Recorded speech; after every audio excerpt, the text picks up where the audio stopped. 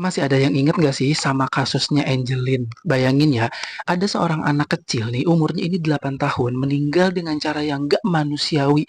Dan yang lebih menyakitkannya lagi adalah, pelakunya adalah orang yang seharusnya jagain dia, seharusnya menyayangi dia gitu. Namanya adalah Angelin, anak kecil yang tinggal di Denpasar, Bali. Nah, hari itu, pada tanggal 16 Mei 2015, Angelin ini tuh dilaporin hilang sama ibu angkatnya. Katanya keluar rumah dan nggak pulang-pulang. Orang-orang tentunya nyariin ya, ada polisi, relawan, sampai menteri pun turun tangan pada waktu itu. Foto Angelin itu nyebar di mana-mana, tapi nggak ada yang nemu satupun. Pada akhirnya setelah 25 hari menghilang, si Angelin ini tuh ditemukan, tapi bukan dalam keadaan selamat.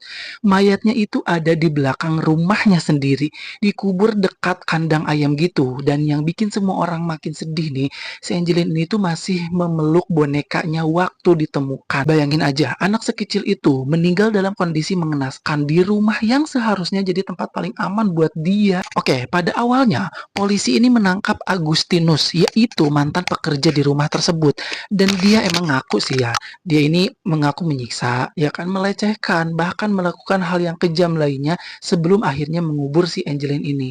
Tapi kasusnya ini nggak berhenti di situ. Polisi juga curiga sama si ibu angkatnya ini, yaitu namanya Margaret pada waktu itu.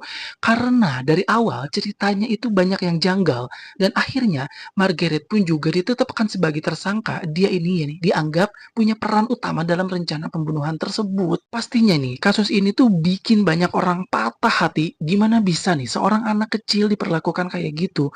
Dan yang lebih bikin miris nih, dia ini udah jadi anak adopsi.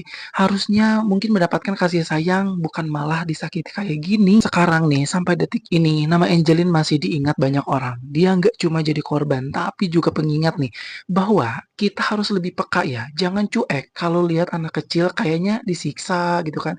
Kadang suara kecil kita ini bisa nyelamatin satu nyawa loh.